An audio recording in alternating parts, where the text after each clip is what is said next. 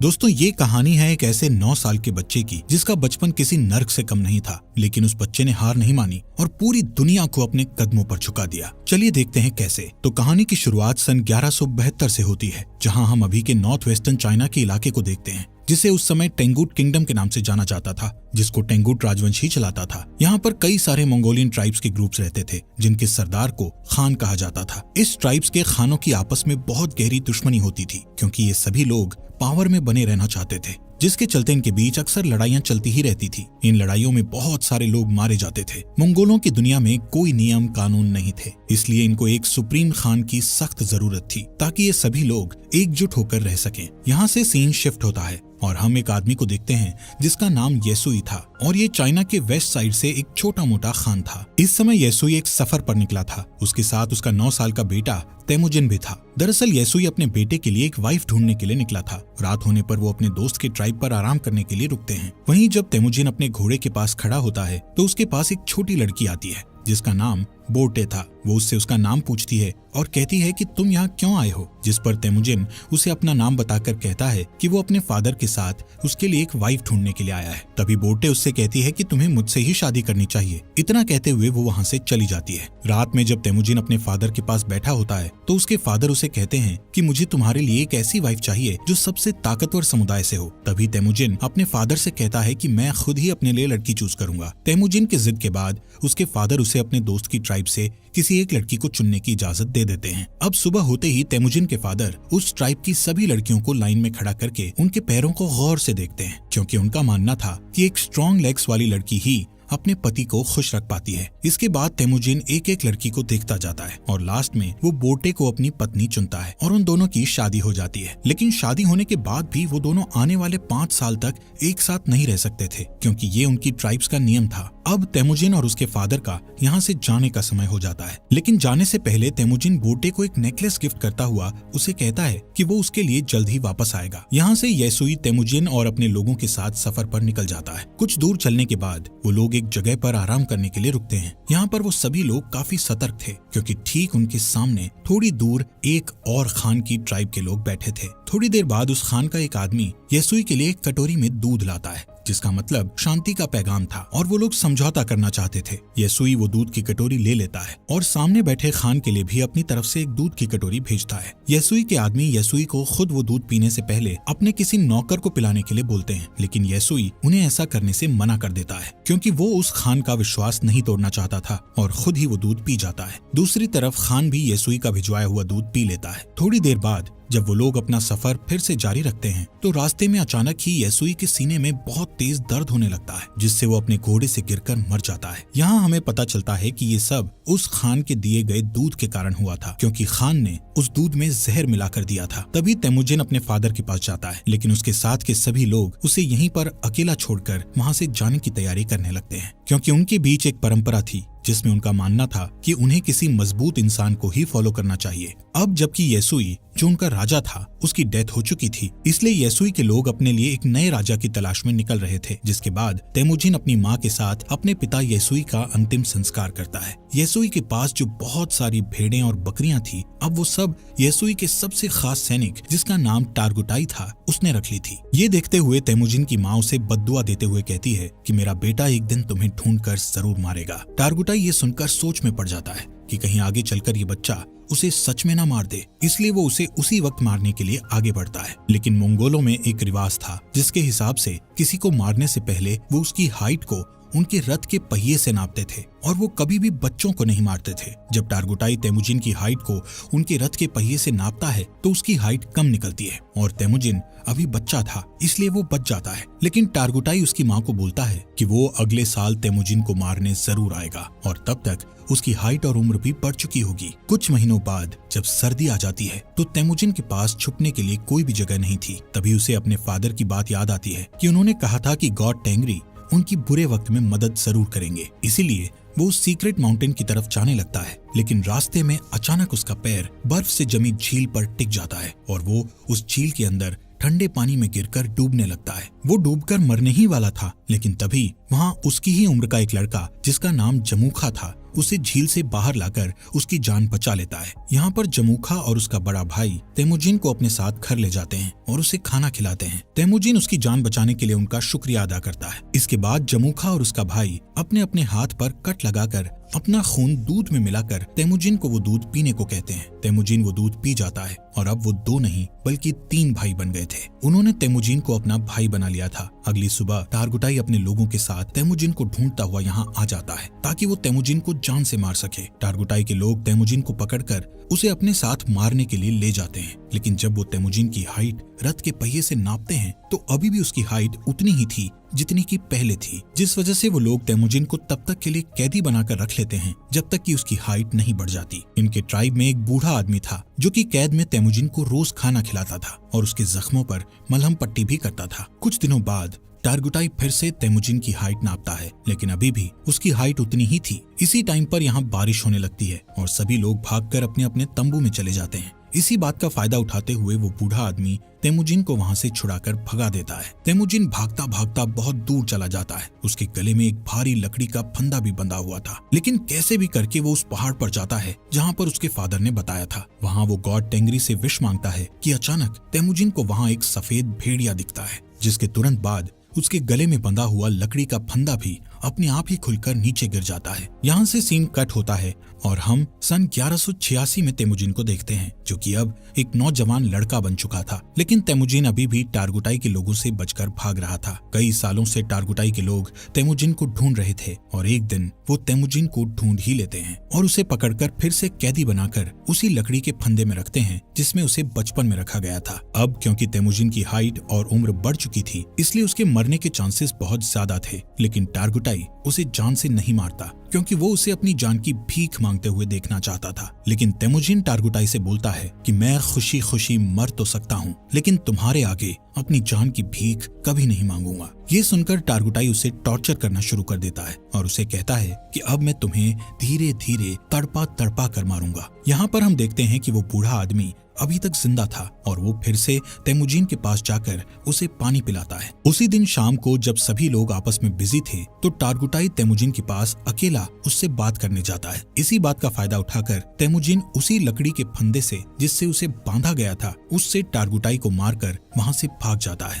अब टारगुटाई को मारकर वो खुद खान बनने के लिए तैयार था। अब यहाँ पर वो सबसे पहले अपनी वाइफ के पास जाता है जिससे उसने बचपन में शादी की थी। वो बोटे के पास जाता है जो अब बड़ी हो चुकी थी और बहुत खूबसूरत भी। बोटे उससे कहती है कि मैं कई सालों से तुम्हारा इंतजार कर रही थी और अब फाइनली वो दोनों साथ थे। कुछ देर बाद वो लोग यहाँ से निकल जाते हैं। यहाँ से तेमुजिन सीधा अपनी माँ और बहन के पास उनसे मिलने जाता है। तेमुजिन को इतने सालों बाद देखकर उसकी माँ और बहन बहुत खुश थे, लेकिन एक दिन इनके ऊपर मर्किट ट्राइब के लोगों का अटैक हो जाता है। कई साल पहले तेमुजिन के फादर ने इस मर्किट ट्राइब के खान की मदर को किडनैप किया था और तब इस ट्राइब के खान ने कसम खाई थी कि वो अपनी माँ का बदला जरूर लेगा। और अब ये लोग यहाँ बोटे को किडनैप करने आए थे। बोटे और तेमुजिन दोनों यहाँ से भागने की कोशिश करते हैं, लेकिन तभी एक तीर बोटे को लगता है जिससे वो अपने घोड़े से नीचे गिर जाती है और वो लोग उसे किडनैप कर लेते हैं। दरअसल मर्किट खान बोटे को अपनी वाइफ बनाना चाहता था, वहीं दूसरी ओर तेमुजिन अपनी वाइफ बोटे को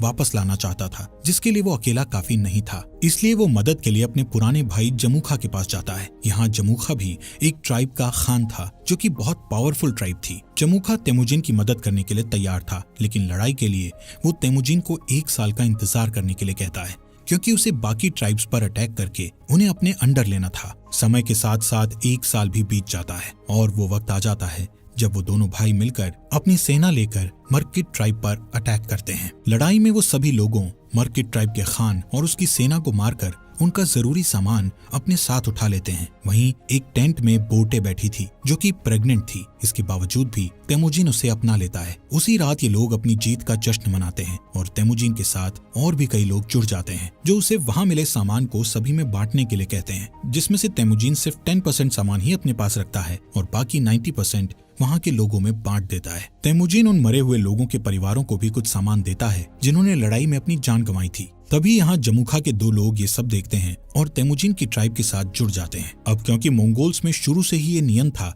कि वो अपने खान को खुद ही चुन सकते थे, जिसमें जमुखा चाहकर भी कुछ नहीं कर सकता था। लेकिन ये देखकर कि उसकी ट्राइब के 2 लोग तेमुजीन की ट्राइब में चले गए हैं, उसके मन में तेमुजीन के खिलाफ दुश्मनी बढ़ जाती है। नेक्स्ट सीन में तेमुजीन के आदमी जमुखा के आदमियों को उनके घोड़े चुराते हुए देख लेते हैं। तभी जमुखा के आदमी बचकर वहां से भागने लगते हैं, जिसके बाद तेमुजीन के आदमी गुस्से में गलती से उन्हें जान से मार डालते हैं। लेकिन जब वो लोग जमुखा के उन लोगों को देखते हैं तो उन्हें पता चलता है कि उनमें से एक आदमी जमुखा का बड़ा भाई था। और अब जैसे ही जमुखा को इसके बारे में पता चलता है तो वो तेमुजीन को जान से मारने की ठान लेता है, क्योंकि उसे अपने भाई की जान का बदला लेना था, जिसके लिए जमुखा आसपास के और ट्राइब्स के खानों से हाथ मिला लेता है और अपनी एक बड़ी ट्राइब बनाकर तेमुजीन की ट्राइब पर अटैक कर देता है। तेमुजीन जानता था कि वो लोग ये जंग नहीं जीत सकते, क्योंकि उसके पास इतने सैनिक नहीं थे जितने जमुखा के पास थे। इसलिए वो अपनी ट्राइब की औरतों और बच्चों को वहां से जाने के लिए कहता है और बाकी लोगों को लड़ने के लिए बोलता है। इस लड़ाई के बीच तेमुजीन अपने सैनिकों के साथ हार जाता है और जमुखा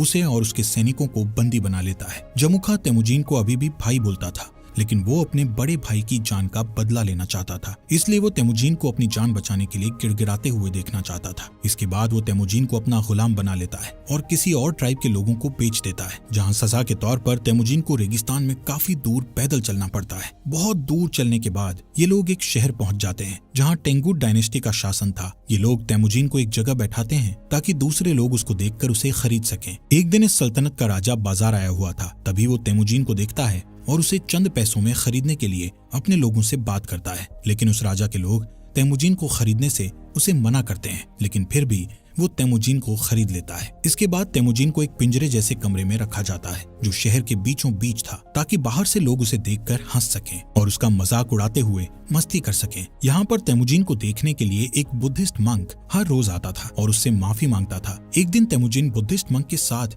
एक समझौता करता है कि अगर तुम मेरी वाइफ को ढूंढोगे तो मैं आगे चलकर इस गांव को कभी नुकसान नहीं पहुंचाऊंगा। जिसके बाद वो बुद्धिस्ट मंक बोटे को ढूंढने के लिए रेगिस्तान में निकल जाता है। लेकिन बुद्धिस्ट मंक एक बूढ़ा इंसान था, इसलिए वो गर्मी के मारे बेहोश होकर वहीं मर जाता है। वहीं खुशकिस्मती से बोटे को उस मरे हुए बुद्धिस्ट मंक के पास वही नेकलेस मिलता है जो उसे तेमुजीन ने दिया था, जिससे उसे पता चल जाता है कि तेमुजीन अभी भी जिंदा है। इसके बाद बोटे अपने पति को ढूंढने के लिए शहर में निकल जाती है और यहाँ पर उसे तेमुजीन एक पिंजरे में बंधा हुआ मिलता है। उसी रात बोटे यहाँ के सिपाही को रिश्वत देकर तेमुजीन को यहाँ से भगा लेती है और तेमुजीन देखता है कि उसका बेटा बड़ा हो चुका है और बोटे की एक बेटी और भी है। बोटे तेमुजीन को घर ले आती है। यहाँ अब पूरा परिवार हंसी खुशी रहने लगता है। एक दिन बोटे तेमुजीन से कहती है कि सभी मंगोल्स एक जैसे ही होते हैं, सभी चोरी करते हैं और एक दूसरे को मारते हैं। मंगोल्स के लिए ये चीज एक आम बात है, लेकिन बोटे की इस बात का तेमुजीन पर बहुत गहरा प्रभाव पड़ता है और वो अपनी फैमिली को छोड़कर वहाँ से निकल जाता है। वो डिसाइड करता है कि अब वो सभी ट्राइब्स को मिलाकर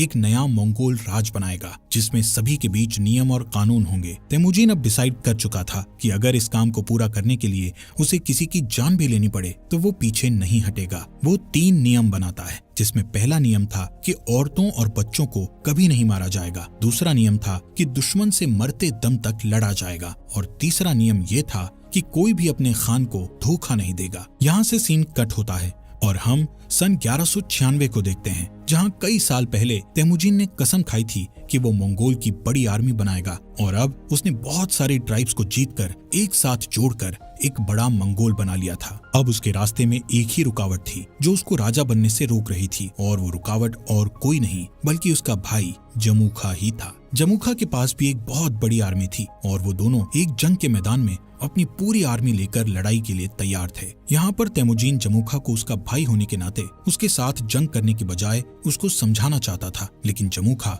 जल्दबाजी में बिना कुछ सोचे समझे अपने बहुत सारे सैनिकों को लड़ाई के लिए भेज देता है, जिसके नतीजे में उसके सभी सैनिक मारे जाते हैं। कई घंटों तक लड़ने के बाद तेमुजीन आखिरकार उससे जीत जाता है और जमुखा के साथ उसके कई सारे आदमियों को जिंदा कैद कर लेता है। तेमुजीन जमुखा के बचे हुए सिपाहियों को मारने की बजाय उन्हें अपनी आर्मी में शामिल कर लेता है। यहाँ पर तेमुजीन जमुखा की ट्राइब में उसी बूढ़े आदमी को देखता है जिसने तेमुजीन की मदद की थी। तेमुजीन उस बूढ़े आदमी को अपनी ट्राइब का एडवाइजर बना देता है। रात को तेमुजीन जमुखा के पास आकर बैठता है और उसे कहता है कि भाई, ये जो अपना अपना राज बड़ा करने का लालच है, ये आज उन्हें जिंदगी के ऐसे मोड़ पर ले आया है कि उन्हें अब एक दूसरे की जान लेनी पड़ रही है। जमुखा तेमुजीन से कहता है कि अगर मैं तुम्हारी जगह पर होता तो मैं अपने दुश्मन के सभी सिपाहियों को मार गिराता। दोस्तों, इस बात से हमें ये पता चलता है कि तेमुजीन और जमुखा की सोच कितनी अलग थी। इस बातचीत के बाद तेमुजीन अपने भाई जमुखा को माफ कर देता है और उसे यहाँ से जाने के लिए कहता है। इसके बाद हम बोर्टे को देखते हैं जो तेमुजीन के पास आई हुई थी। तेमुजीन बोर्टे और अपने बच्चों को देखकर बहुत खुश होता है। यहाँ से सीन शिफ्ट होता है और हम सन 1206 में तेमुजीन को देखते हैं, जो इस समय सारे मंगोल्स का खान बन गया था, जिसका नाम गेंगिस खान पड़ गया था और उसे